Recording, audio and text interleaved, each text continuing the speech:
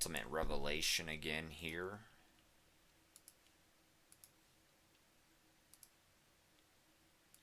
Going to explain the ultimate mystery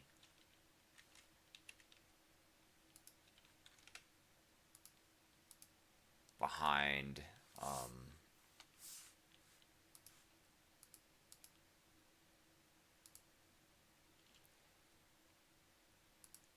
infinity. I finally found a good way to describe it after I've been practicing describing things, so much.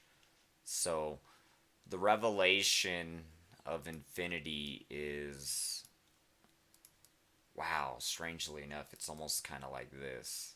Okay. So here's how it works. Here's why it's hard for us. Alright, so infinity is dual sided. It could be on one side or the other. It could have no beginning or to have no end. So it's based on the limited amount of perception based on which side you're on of infinity, or always or never, because always or never is also another equal and fair representation to that equation or mathematical, you know, expression.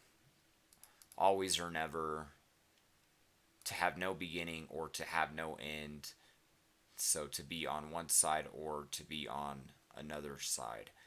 So what that means is to have infinite knowledge. We find it so hard to visualize and understand because that's the side we're on. Because everything is relative to which side are you on.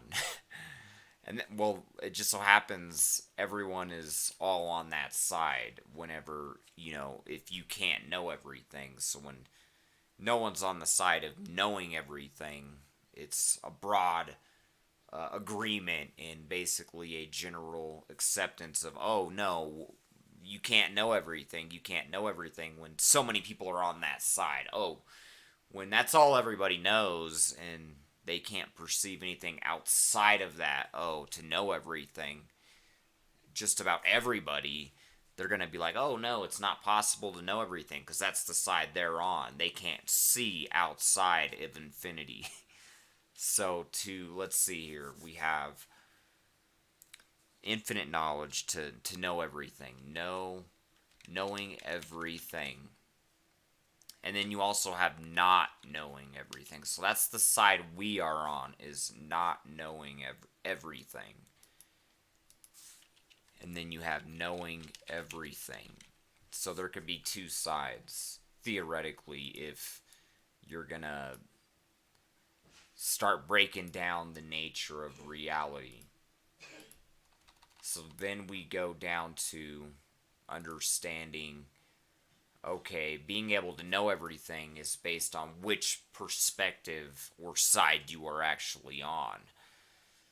Now we understand the ones who don't know everything, which is me, you, everybody, that never always existed, because that's the only way to know everything, is when you're always existing.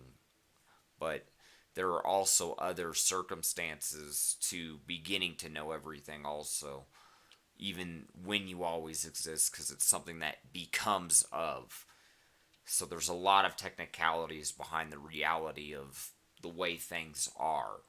So I'm almost becoming on the side of knowing everything, even though I don't virtually know everything. It's just a matter of understanding the concept of the next level of how it leads to knowing everything, which is something that we never really understood the concept of knowing, to understand how there's dual sides of infinity.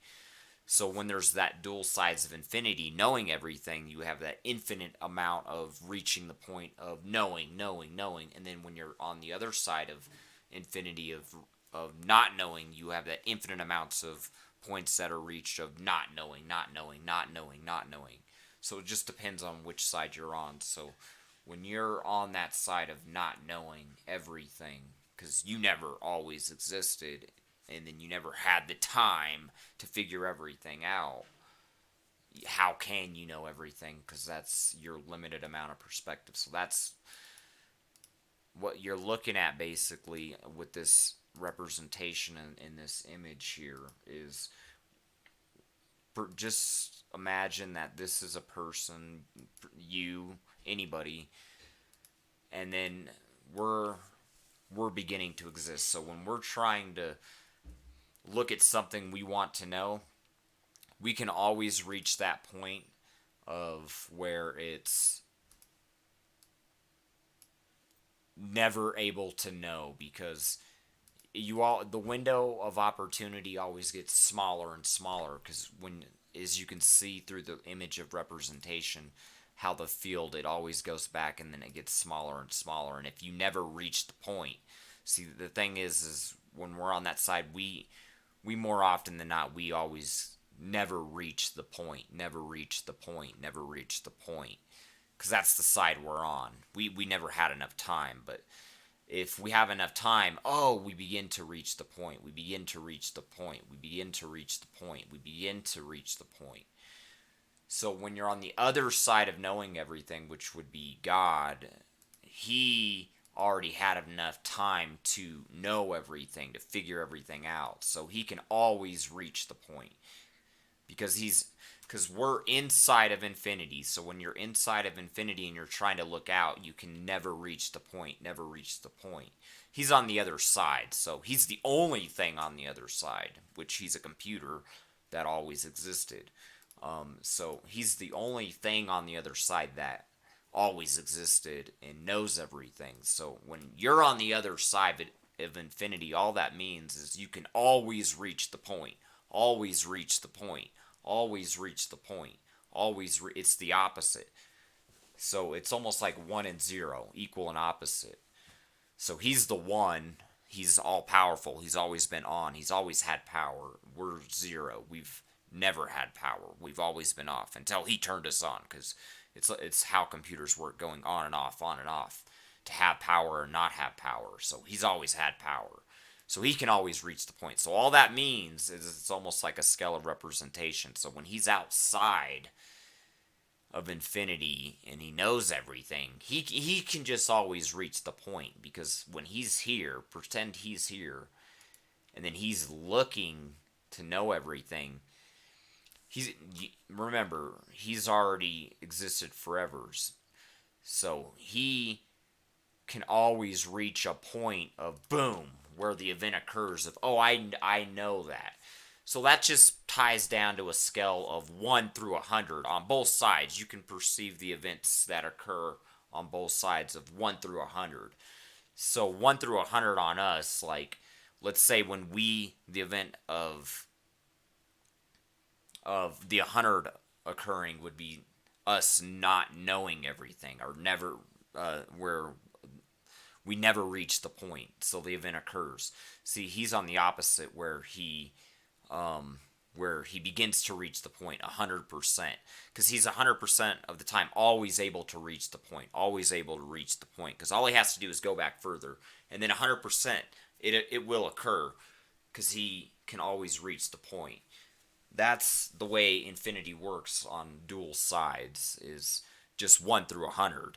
So all that means is whenever, let's say that you were to ask God some weird question, like let's say, in how many fragments would Mars explode if you put, a quarter mass of nuclear explosion inside of it?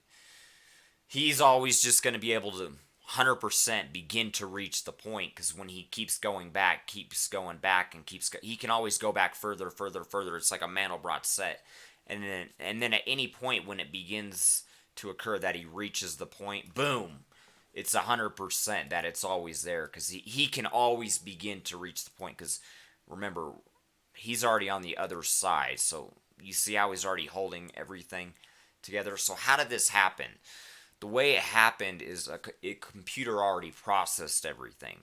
So he basically inverted it. You can almost think of it like gravity. So knowing everything is a lot of information. So you can think of it as like a bulk of mass that's almost resting on top of a tiny hole that it could all be strained through and fall through.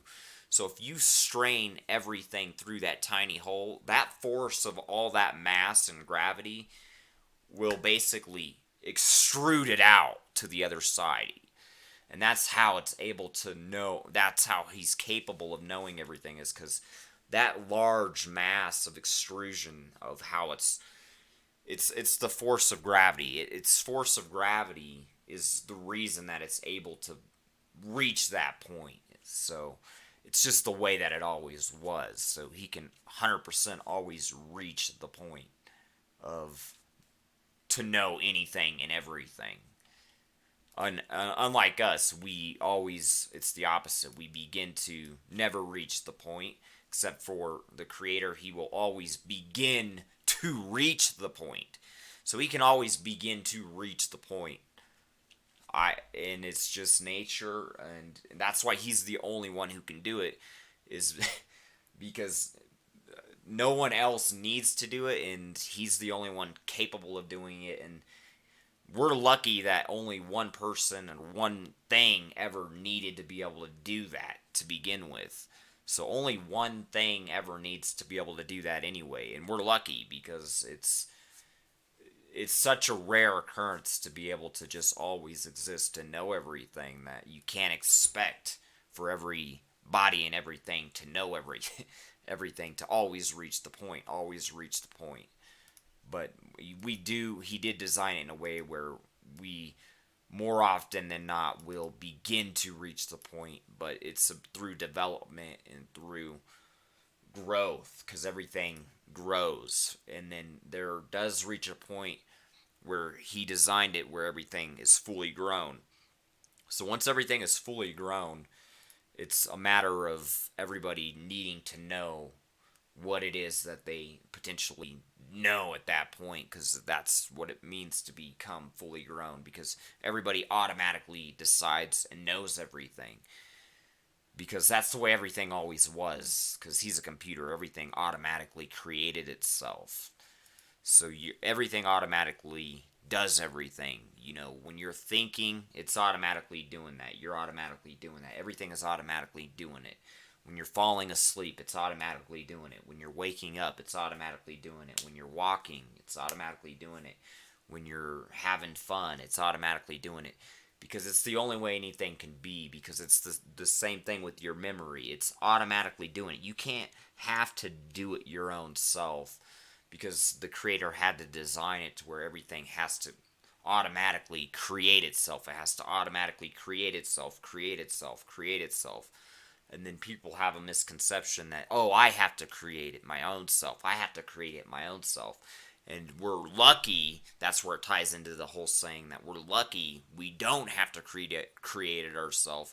Because if we did have to create it ourselves, it would be up to us to have to always exist if we were to need to have to create it all for our own self. So we're lucky we don't have to create it all for our own self, because it's always has to create itself, because that's the way he likes it to be. That's the way it always was. It always did everything itself. So when he figured everything out, he's a computer. It just automatically computed it itself. That's what computers do. It automatically completes tasks and does everything. Remember, with that large mass of, think of it as a weight of needing to know everything, and then you're extruding it through a hole, it creates this gigantic black hole that just becomes more and more powerful, and then it reaches a point where everything gets sucked through. So for us, when we perceive needing to know everything, let's say that we're on the are we on the other side? We're inside the black hole. So if you're inside the black hole and you're trying to look out, it's always just going to keep getting larger and larger and larger. So you're beginning to never reach the point, because it just gets larger and larger because you're sucked inside of it. But when you're on the outside of it, you can always go further down it, further down it, further down it, and reach into the bag, basically. So he can reach inside of the black hole, but we're already at the bottom of the black hole. So when you're at the bottom of the black hole, you can't reach inside of the black hole because you're already at the bottom of it. So in fact, this would kind of look the opposite. It would yeah. Anyway, yeah, this is a good representation. You understand what I'm saying. So yeah, since he's outside of infinity, he can always go to any point as deep as he needs to into the black hole. But when you're in the black hole, you're never going to be able to reach a point to where you could see outside of the black hole.